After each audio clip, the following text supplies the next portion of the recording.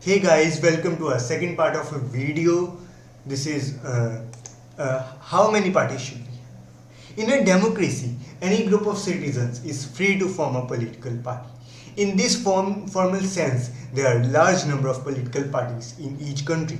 More than 750 parties are recognized with the Election Commission of India. But not all these parties are a serious contenders in the elections. जो political party होती है ना, वो कोई भी बन सकता है, कोई भी ग्रुप बन सकता है। इसमें इसका मतलब कि बहुत सारी हमारी फिर पॉलिटिकल पार्टीज होगी इंडिया में। There are more than 750 political parties. 750 political parties है इंडिया में। तो इलेक्शन कमीशन जो इलेक्शन कंडक्ट करता है, इलेक्शन कंडक्ट करने का जो कमीशन है उसको कहते हैं इलेक्शन कमीशन ऑफ इंडिया। इसमें 750 पार्टीज आर रजिस्टर्ड। इसमें 750 पार्टीज है, पर but not all this parties are serious contenders in the elections. But ये सारी पार्टी सीरियस नहीं है contesting the elections. Usually, only a handful of parties are effectively in the race to win elections and form the government. So the question is, how many major or effective parties are good for democracy? इसका मतलब कि कुछ parties ही win करती है और कुछ parties ही serious होती है इलेक्शन जीतने के लिए और गवर्नमेंट फॉर्म करने के लिए।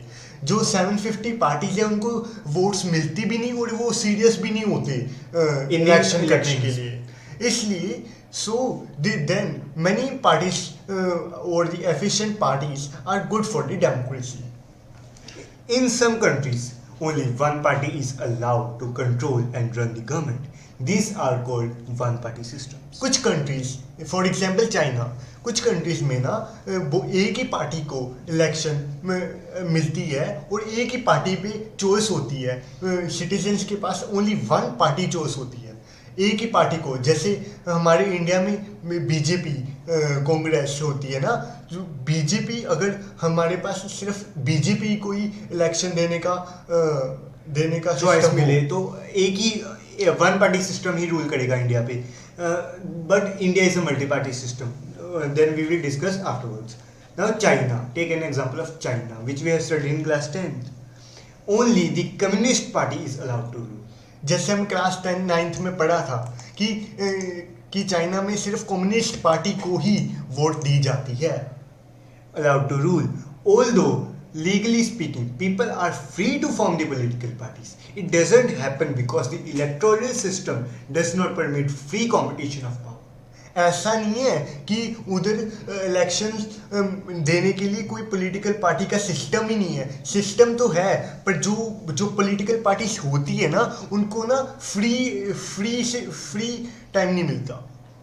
They cannot form the freely elected party. They have to choose the communist party in China, because you have studied in class 9 that communist party is a very crucial party. It is controlling over media also, over the Chinese people have to forcefully accept that communist party. Citizens के पास choice ही नहीं है उस party को vote देने के लिए, इसलिए उनको एक ही वोट देनी पड़ती है, एक ही पार्टी को वोट देनी पड़ती है, चाहे वो कम्युनिस्ट पार्टी को वोट देना चाहते हो या ना देना चाहते हो। We cannot consider one party system as a good option, as we have seen, because this is not a democratic option. Any democratic system must allow at least two parties to compete in the elections and provide a fair chance for competing parties to come to power. It must give a fair chance to the people that what should I choose is good for me, is good for the whole country. तो democracy के अंदर मनुष्य को, citizens को fair and free chances मिलनी चाहिए, ताकि वो एक अच्छी डेमोक्रेसी बन सके, एक अच्छी पार्टी आ सके। अगर हमारे पास चॉइस ही नहीं होगी तो अच्छी गवर्नमेंट कैसे बनेगी, चाहे वो पार्टी अच्छी हो पर ना अच्छी हो, क्योंकि बहुत सारे सिटीजन्स हैं, सबके अलग अलग व्यूज़ हैं। इसलिए हमारे पास डिफरेंट पार्टीज होनी चाहिए from different areas. In some countries, power usually changes between two main parties. Several other parties may exist. contest elections and view few seats in the national legislatures, but only the two main parties have the serious chance of winning majority of seats to form government. Such a party is called a two-party system. जो कुछ countries ऐसी हैं जैसे कुछ countries या जैसे United states और United kingdom, इसमें बहुत सारी पार्टीज तो होगी, पर सिर्फ टू पार्टीज ही होती हैं जिनको प्रॉफिटेबल होता है और उनको ही वो सीरियस चांस होता है, उनके पास सीरियस चांस होता है कि वो ही जीतेगी, क्योंकि उनके पास ही हर समय हर वक्त उनको ही वोट्स मिलती है. फॉर एग्जाम्पल यूनाइटेड स्टेट्स और United kingdom are the two examples of the two-party system.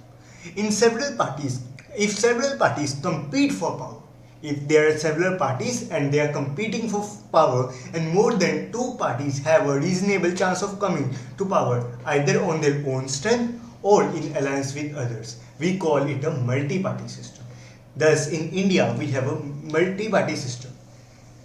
जो ऐसी कंट्रीज जिसमें बहुत सारी पार्टीज हो और उनके पास रीजनल ऑप्शन भी हो कि वो जीत सकती है, और जैसे इक्वल वोट्स मिली है, बीजेपी को इक्वल वोट्स मिली है, बीपीएस को इक्वल वोट्स मिली है एक रीजन में, तो फिर वो अलायंस बना लेगी अपने आप पे.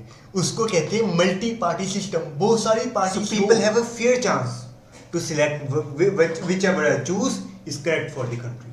Thus, in India, we have a multi-party system. In this system, the government is formed by various parties coming together in a coalition. When several parties in a multi-party system join hands for the purpose of contesting elections and winning power, it is called an alliance or front. This is an important definition.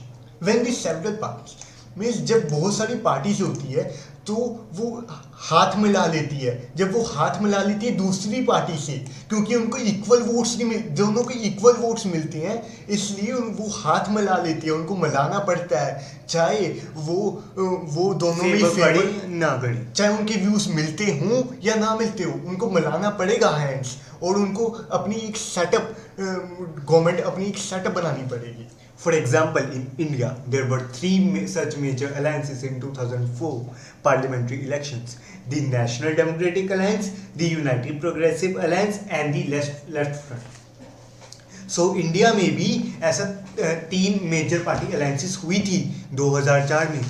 जब क्या हुआ था, national democratic alliance और United progressive alliance और left front तीनों आपस में मिलकर उन्होंने एक मेजर अलायंसेस बनाई थी. The multi-party system often appears very messy. लगता तो है कि जो multi-party system है, it appears very messy and leads to political instability. At the same time, this system allows variety of interest and opinions to enjoy political representation. Multi-party system जहाँ पे बहुत सारी पार्टीज हो, वो बड़े कॉम्प्लिकेटेड होगा ना. जब हमें बहुत सारे पार्टीज को रूल करना हो हर समय, तो वो इंस्टेबिलिटी बना देता है और मैसी होता है. सिटीजन्स जहाँ पे वो रह रहे हैं, सिटीजन्स को बहुत डिफिकल्टी होती है एक पार्टी को इलेक्ट करने के लिए, क्योंकि बाय टाइम आफ्टर 5 years उनको बहुत सारी पॉलिटिकल पार्टीज को वोट देना पड़ता है. At the same time, this system allows a variety of interest and options भी देता है. ये सिटीजन्स को बहुत सारे ऑप्शंस देता है, बहुत सारे चॉइसेस देता है कि हम कौन सी पार्टी को वोट दें, और इंटरेस्ट देता है. जो पार्टी अच्छी होती है वो उनके लिए अच्छे कार्य करती है, अच्छे डेवलपमेंट देती है, और उनको वो जो पीपल होते हैं, सिटीजन्स होते हैं, वो इंजॉय कर पाते हैं अपनी political representation. So which of these is better? तो हम कैसे चूज पाएंगे कि इनमें से कौन बेटर है?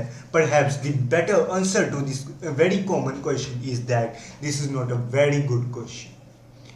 A party system is not something any country can choose. It evolves over a long time depending on the nature of society, its social and regional divisions, its history of politics and its system of elections.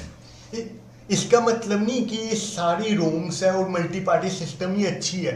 ये depend करता है country पे, उसकी regional divisions पर, उसकी social पर, regional division पर, history पर एंड उसके सिस्टम ऑफ इलेक्शंस पर। This cannot be changed very quickly.